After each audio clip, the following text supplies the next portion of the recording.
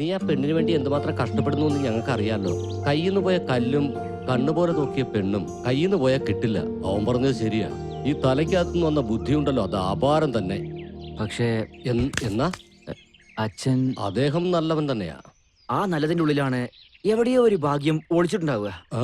അതേടാ, അന്നൊരു ദിവസം ഞങ്ങൾ രണ്ടുപേരും അച്ഛന്റെ ഓഫീസിൽ നിന്ന് വീട്ടിലേക്ക് പോവുമായിരുന്നു. റോട്ടിൽ ഒരുത്തൻ ഒരു പെണ്ണിന്റെ അടുത്ത് പ്രപ്പോസ് ചെയ്തുകൊണ്ടിരിക്കുകയായിരുന്നു. പക്ഷെ ആ പെണ്ണ് സമ്മതിച്ചില്ല. ഇവൻ ഒരുപാട് ട്രൈ ചെയ്തു. ഇല്ലെങ്കിൽ ഞാൻ മരിക്കും. വേണ്ടെന്ന് പറഞ്ഞാൽ നീ മരിക്കൂ, അല്ലെങ്കിൽ അവള് മരിക്കും. ഇതല്ലേ നിങ്ങളുടെ പ്രേമം? സാർ, ഇത് സാറിന്റെ മകളാണോ? സത്യത്തിൽ എനിക്ക് അറിയില്ല. എന്റെ മകളെ നീ പ്രേമിച്ചിരുന്നാലേ നിന്നെ അടിക്കില്ലായിരുന്നു, കൊന്നിരിക്കുവായിരുന്നു. സാറിന്റെ മകളല്ലേ, പിന്നെ എന്തിനാ എന്നെ അടിച്ചത്? സ്നേഹിക്കുന്നത് തെറ്റാണോ? പിന്നെന്താ, നിന്റെയൊക്കെ മുഖത്തിലും മീശയും താടി വളർന്ന നിനക്കൊക്കെ പ്രേമമാണല്ലേ? നിന്നെ പോലെ യങ്സ്റ്റേഴ്സിന് പ്രേമം എന്ന് പറഞ്ഞ ഫാഷനായി പോയില്ലേ? പെൺകുട്ടികളെ പുറത്തയക്കാൻ തന്നെ പേടിയാക്കുന്നു. നിന്നെ പോലെ വൃത്തികെട്ടവന്മാർ അവരുടെ ജീവിതം തന്നെ പാഴാക്കുമെന്ന്. അച്ഛാ, എല്ലാരും നോക്കുന്നുണ്ട്, വരൂ പോകാം. കാണട്ടോ, അവർക്ക് ഇത് മനസ്സിലാകണല്ലോ.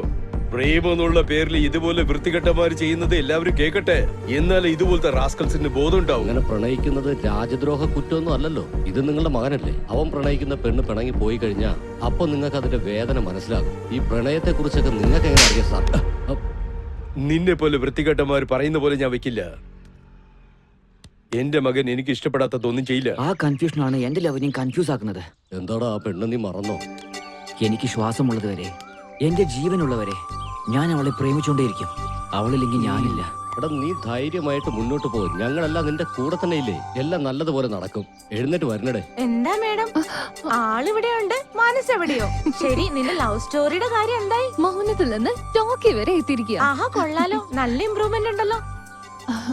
പണ്ട് എനിക്ക് ചുറ്റും നടന്ന കാര്യങ്ങൾ കാരണം ഞാൻ ആമ്പിള്ളേരെ എല്ലാവരെയും വെറുത്തിരുന്നു. പക്ഷേ ശിവ എന്റെ ലൈഫിലേക്ക് വന്ന ഒരുപാട് അടുത്തതോടുകൂടി അപ്പൊ തന്നെ ആമ്പിള്ളേരോടുള്ള വെറുപ്പൊക്കെ മാറി ശിവയെ ഇഷ്ടപ്പെട്ടു തുടങ്ങി. നീ പറയുമെന്ന് അവൻ പറയുമെന്ന് നീ. ഇങ്ങനെ പ്രതീക്ഷിച്ചുകൊണ്ടിരുന്ന നിങ്ങളുടെ നടുവിൽ ആരെങ്കിലും വരും.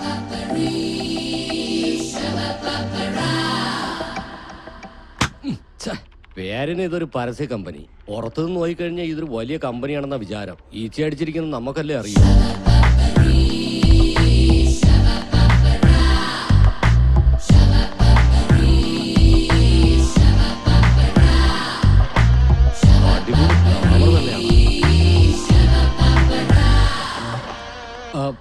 നിന്റെ വായടച്ചു വെച്ചിട്ട് മിണ്ടാതെ നിൽക്കുക. എന്നിട്ട് ജോലി ചെയ്യടാ. Excuse me.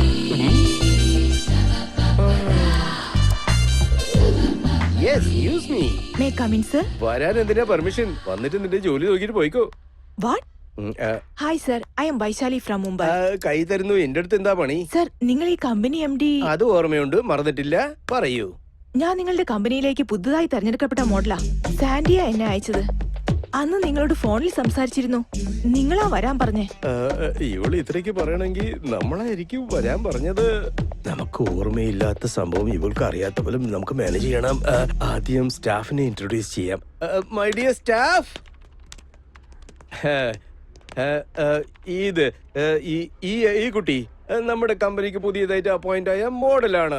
പേര് വൈശാലി, ഫ്രം മുംബൈ. എന്റെ പേര് വേണു, ഞാൻ ഇവിടെ തൊട്ടടുത്ത താമസം. ഇതിന്റെ ക്രിയേറ്റീവ് ഹെഡ്. അങ്ങനെയാണ് അവൻ ആലോചിച്ചിട്ടിരിക്കുന്നത്. അവൻ ക്രിയേറ്റീവ് അല്ല, പുണ്ണാക്കില്ല. എന്റെ പേര് ആരാണോ നീ കാളെ പോലെ നടുക്ക് വരുന്നേ? സാർ, ഞാൻ നിങ്ങളുടെ ക്യാമറമാനാണോ ഡോബർമാനാണോ? ഇങ്ങനെ ചാടിയ ഈ ബിൽഡിംഗിന് എന്താ പറ്റുക? മാറിപ്പോ. Hi Shiva. Hello sir. Vaishali, he's mister Shiva. Hi. Very genius. ഈ കമ്പനിക്ക് 2 സ്ട്രോങ് പില്ലേഴ്സ് ഉണ്ടെന്ന് വെച്ചാ, ഒന്ന് ഞാൻ, ഇന്നൊന്നും ഈ ആള്. ഹലോ. ഹായ്.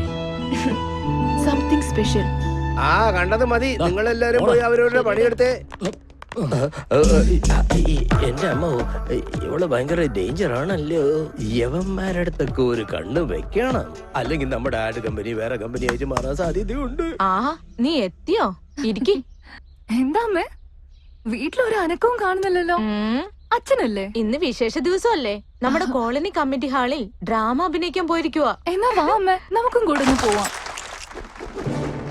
അഗ്നി, ജമദഗ്നി. ആരാണ് ഇവിടെ ഈ മീറ്റിംഗ് അറേഞ്ച് ചെയ്തേ? ആരുടെ കൈ കൊണ്ടാണ് ഇതിവിടെ തുടങ്ങിയത്? ആരാണ് ഇവിടെ എന്റെ തല വെട്ടിക്കൊണ്ടുവരാമെന്ന് സത്യം ചെയ്തത്? എന്താരും മിണ്ടാത്തെ? പേടിച്ചു പോയല്ലേ? എന്താ വാതുറക്കാൻ കഴിയുന്നില്ലേ? Tell me, come on. എന്റെ തല വെട്ടിക്കൊണ്ടുവരാന്ന് പറഞ്ഞ ആരാണെന്ന് പറ. Come on. ആരാണെന്ന് പറയില്ലല്ലേ? ശിവൻ മൂന്നാമതൊരു കണ്ണ് തുറന്നാലും എന്റെ മേൽ ഒന്നും ചെയ്യാൻ ആർക്കും കഴിയില്ല. ഇത് സത്യമാണ് പറയുന്നേ. ഇപ്പൊ എടുക്കാൻ പോകുന്നത് ഭസ്മം. ഇത് എത്ര നാളുകൊണ്ട് കേൾക്ക ഈ പഴയ ഡയലോഗ്? ഇനിയെങ്കിലും ഒന്ന് മാറ്റി പിടിച്ചൂടെ? ചാവാൻ പേടിയില്ലാത്ത എന്നെ ഇവിടെ കറങ്ങി നടക്കുന്ന ഗുണ്ടകളുടെ ഗ്രൂപ്പിൽ പെടുത്തിയു എന്നെ. മനസ്സിലായില്ലേ? എന്നെ മനസ്സിലായില്ലേ എന്ന്? എനിക്ക് ഇവിടെ ഈ ലോകത്ത് ആരെയും പേടിയില്ല. വന്നെന്നെ കൊണ്ടുപോകാൻ നിങ്ങൾക്ക് ധൈര്യമുണ്ടോ? 6 മാസം കൊണ്ട് വല വിരിച്ചിട്ട് പോലും ഞാൻ വീണിട്ടില്ല. എന്നെ കൊണ്ടുപോകാൻ വരുന്ന 10 പേരെയും ഞാൻ ഒറ്റയ്ക്ക് തന്നെ നേരിട്ടിരിക്കും. പൗരുഷത്വത്തിന്റെ പ്രതീകമാണ് ഇത് സത്യം. ജീവനോടെയുള്ള എന്റെ മകളാണ് സത്യം. നിങ്ങളെല്ലാം എന്തൊക്കെ ചെയ്താലും നിങ്ങൾക്ക് എന്നെ ഒന്നും തന്നെ ചെയ്യാൻ കഴിയില്ല. നല്ല ധൈര്യത്തോടു കൂടി തന്നെയാണ് ഞാനിത് പറയുന്നത്.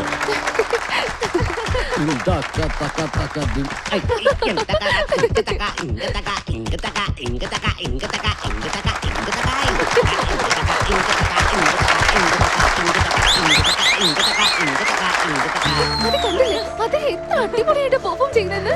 തീർച്ചയായും അദ്ദേഹം വലിയൊരു ആർട്ടിസ്റ്റ് ആണെന്നുള്ളത് ഉറപ്പാ. ശരിയാണ്, ഞാൻ എപ്പോഴും അവര് വഴക്കു പറയും. നീ ഇപ്പൊ കൂട്ടിക്കൊണ്ടു വന്നില്ലെങ്കിൽ ഈ ചാൻസ് മിസ്സായേനെ. ഇത് മാറ്റർ.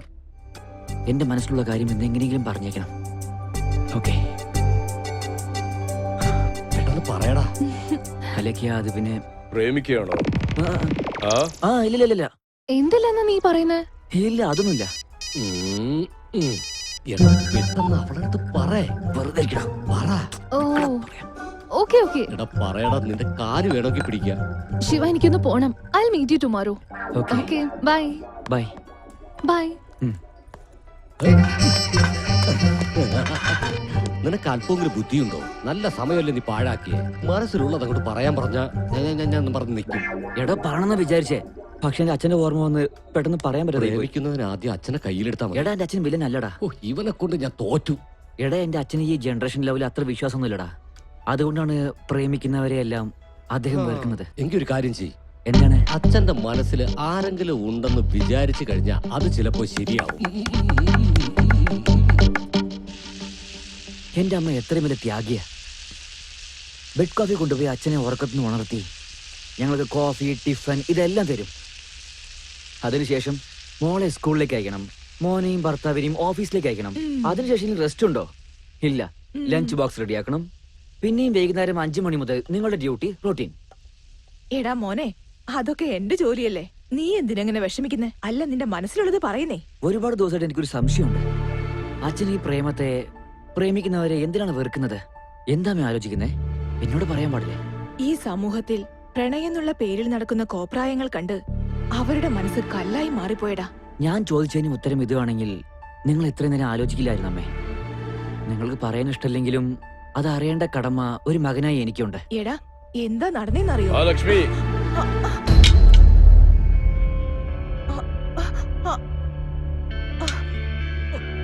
കുട്ടികളുടെ അടുത്ത് പറയേണ്ടത് നമ്മുടെ കഴിഞ്ഞ കാലങ്ങളല്ല, അവരുടെ ജീവിതത്തിന് ആവശ്യമുള്ള കാര്യങ്ങൾ മാത്രമാണ്. മോനെ, നിനക്ക് എന്താ അറിയേണ്ടത്? ആവശ്യമില്ലാത്തത് ആലോചിക്കാതെ നിന്റെ എയിമിനെ റീച്ച് ചെയ്യാനുള്ള ഹാർഡ് വർക്ക് ചെയ്യ്. മനസ്സിലായോ? ശരി അച്ഛാ. പോ. അല്ല, എന്താ ഇത്? ലക്ഷ്മി, എന്റെ അടുത്ത് കുറച്ചെങ്കിലും ബഹുമാനം ഉണ്ടെങ്കിൽ കുട്ടികളുടെ അടുത്ത് എന്നും ഏത് സന്ദർഭത്തിലും ആ ഒരു കാര്യം കുറിച്ച് നീ സംസാരിക്കില്ലെന്ന് വിശ്വസിക്കുന്നു.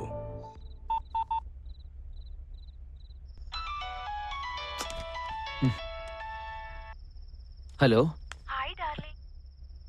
ഡാർലിങ്ങോ? ആരാത്? ഞാൻ ആരാണെന്നറിയില്ല. അറിയാത്ത കൊണ്ടല്ലേ ചോദിച്ചേ. ഒന്ന് ശ്രമിച്ചു നോക്ക്. എനിക്ക് അറിയേണ്ട ആവശ്യമില്ല. Wrong number. ബൈ. ഹേ, ഞാനാ വൈശാലി. വൈഷു, നീയായിരുന്നോ? What are you doing Shahrukh? ഷാരൂഖോ? എന്ത് ഷാരൂഖ്? ആണുങ്ങളിൽ 2 പേരെ എനിക്കിഷ്ടമുള്ളൂ. ഒരാൾ ഷാരൂഖ്, മറ്റൊരാൾ എന്റെ ഡ്രീം ഹീറോ ശിവ. ഡ്രീം ഹീറോയോ? ഞാൻ നിനക്ക് ഡ്രീം ഹീറോയോ? Yes, you are my dream hero. എന്താണെന്നറിയോ, ഞാൻ വർക്ക് ചെയ്ത എല്ലായിടത്തും ആണുങ്ങൾ ടെംപ്റ്റ് ആകുന്നവരാ. അങ്ങനെ അല്ലാത്തത് നീ മാത്ര. എന്നെ നീ കെയർ ചെയ്യാറില്ല. അതുകൊണ്ടാ പറഞ്ഞ്, എല്ലാവർക്കും വൈഷുവിനെ ഇഷ്ടാണെങ്കിൽ ഈ വൈഷുവിന് നിന്നെ ഇഷ്ടം. ഫിക്സ്. നോക്കിയേ, നിന്റെ ഇഷ്ടത്തിന് ഫീൽ ചെയ്തോ? ആദ്യം നീ ഫോൺ വെക്ക്. കണ്ണ് തുറന്നിരുന്നാൽ കണ്ണിന് മുന്നിൽ നീ തെളിയും, കണ്ണടച്ചിരുന്നാൽ മനസ്സിൽ നീ തെളിയും. പച്ചവെള്ളത്തിൽ കുളിച്ചിട്ടേ കടന്നുറങ്ങിക്കോ. വെറുതെ മണ്ടത്തിയെ പോലെ ഓർത്തോണ്ടിരിക്കല്ലേ. രാവിലെ ഫോട്ടോഷൂട്ടിന് ഫേസ് ഫ്രഷ് ആയിരിക്കണം. അത് നിന്റെ കാരിയറിനും കമ്പനിക്കും ഹെൽപ്ഫുൾ ആയിരിക്കും. Good night. ഹേയ് ഹേയ് ഷാരു, ഫോൺ കട്ട് ചെയ്താ ഞാൻ നിന്നെ വിടുന്നാണോ? ഞാൻ പോയിട്ട് വരാച്ചാ. ആ മോളൊന്ന് നിന്നേ, എനിക്ക് മോളോട് കുറച്ച് സംസാരിക്കണം. എന്തിനെ കുറിച്ചാ? ഇവിടെ ഇരിക്കും മോളെ.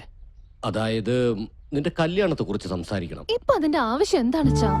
നിന്റെ അച്ഛനും അമ്മയും ജീവനോടെ ഉണ്ടായിരുന്നെങ്കിൽ നിന്റെ കല്യാണം നന്നായിട്ട് നടത്തുമായിരുന്നില്ലേ? അവര് പോകുമ്പോ നിന്നെ എന്റെ കയ്യിൽ തന്നിട്ടാ പോയെ. ആരുടെയും കയ്യിൽ നിന്നെ ഏൽപ്പിച്ചു കഴിഞ്ഞാൽ എന്റെ കടമ തീർന്നു. ഞാൻ നിങ്ങൾക്കൊരു ഭാരമായിരിക്കാണോ? എന്താ മോളെ പറയുന്നേ? എന്റെ അച്ഛനമ്മയെക്കാളും മുകളിലാണ് ഞാൻ നിങ്ങൾക്ക് തന്നിരിക്കുന്ന സ്ഥാനം. സത്യമാണ് മോളെ. കാരണം നിനക്ക് വേണ്ടി ഞങ്ങൾ ഒന്നും സമ്പാദിച്ചിട്ടില്ല. എന്റെ പിടിപ്പുകേട് കൊണ്ട് കയ്യിലുള്ളതെല്ലാം പോയി. ഇനി ഈ വീട് മാത്രമേ ഉള്ളൂ. ഞാൻ ജീവനോടുള്ളപ്പോ നീ കഷ്ടപ്പെടാൻ പാടില്ല. പിന്നെ എനിക്ക് എന്തെങ്കിലും സംഭവിച്ചു കഴിഞ്ഞാൽ പിന്നെ നിന്റെ കാര്യം. അച്ഛാ, സത്യമാണ് മോളെ, ഞാനുള്ളപ്പോ നിന്റെ കാര്യം നടത്തിയാൽ എനിക്ക് സന്തോഷമാവും. അത് പിന്നെ ശിവയെ കുറിച്ച് മോളുടെ അഭിപ്രായം എന്താ? അദ്ദേഹം വളരെ നല്ലവനാണ്. ഇൻഫാക്ട് എനിക്ക് വേണ്ടിയാണ് ഇവിടെ വന്നിട്ട് നിങ്ങളായിട്ട് ഇടപഴകിയത്. പക്ഷേ അദ്ദേഹത്തിന്റെ മനസ്സിൽ എന്താന്ന് എനിക്ക് അറിയില്ലായിരുന്നു. ഇതിലെന്താ ഉള്ളേ? പെട്ടെന്ന് എന്നെ അറിയാൻ പറ്റും. വേണ്ട അച്ഛാ, ഞാൻ തന്നെ മനസ്സിലാക്കിക്കോളാം. ഒരു പക്ഷെ നിങ്ങൾ അലയ്ക്ക് കല്യാണം കഴിക്കുന്നു പറഞ്ഞാ നിങ്ങളോടുള്ള ബഹുമാനം കൊണ്ടോ നിങ്ങൾ പറഞ്ഞതുകൊണ്ട് മാത്രം കല്യാണം കഴിച്ചാ അതിൽ അർത്ഥമില്ലല്ലോ. സ്വന്തം ഇഷ്ടപ്രകാരം ചെയ്യണം. ജീവിതകാലം മുഴുവനും സ്നേഹത്തോടെ കഴിയണം. ഓഹോ, ശരി മോളെ.